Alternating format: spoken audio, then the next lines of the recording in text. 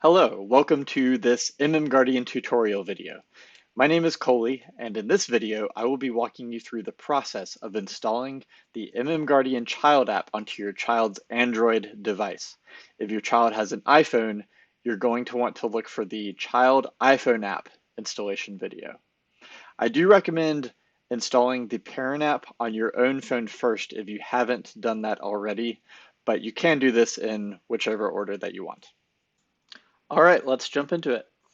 You're going to start by getting hold of your child's phone and opening the Play Store where you will search for MMGuardian. You'll see that there are two MMGuardian apps that show up.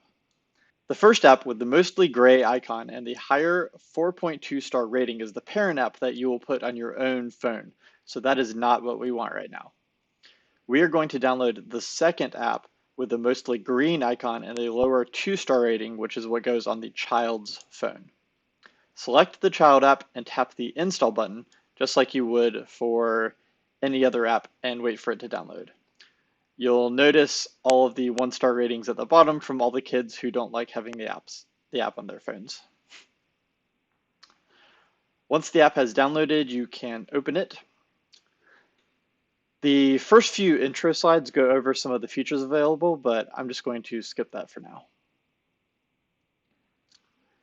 The first permission is enabling the MMGuardian messaging app. Tap continue and set it as the default.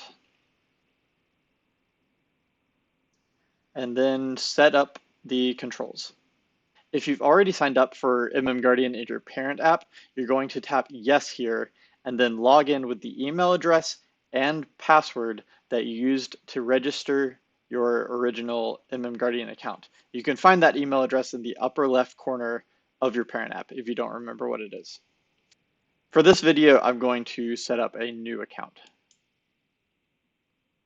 Next are the standard terms of service and privacy agreements.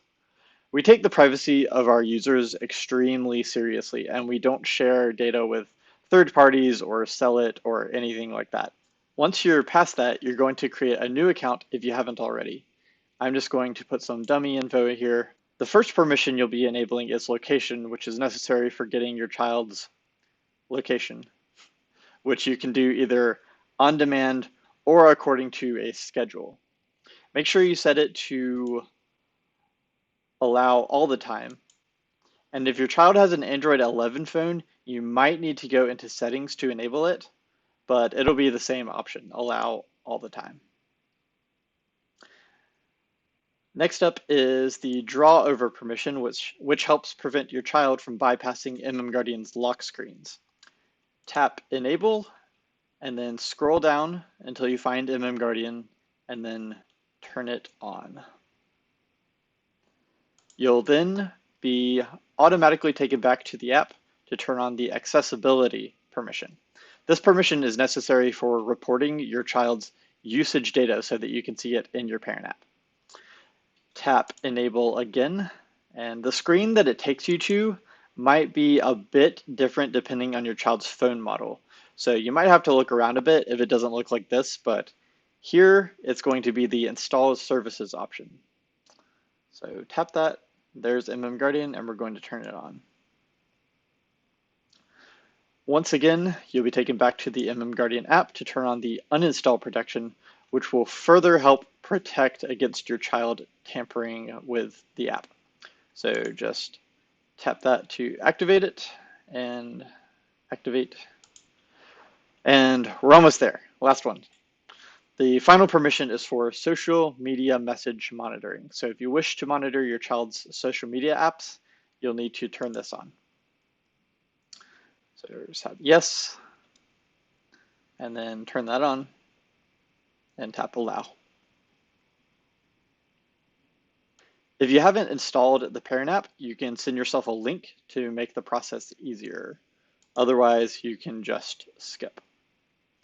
Once you've done that, you'll be good to go. These are all the options for configuring your child's device, but I recommend doing that from your parent app. If your child has a phone running Android 10 or later and you want to block incoming calls, you should click on Contact Block and set MMGuardian as the call screening app. A few final notes. We do have a version of MMGuardian that you can download directly from us instead of the Play Store, which has a lot of extra benefits due to not being restricted by Play Store's rules. If you're interested in learning more about that, you can watch the tutorial video on how to install the direct download version of MMGuardian. If you do have the app from the Play Store, I highly recommend setting it to update automatically, which you can do in the Play Store. As always, if you ever have any questions or require assistance, please email support@mmguardian.com and our support team will be more than happy to assist you. Thanks for watching.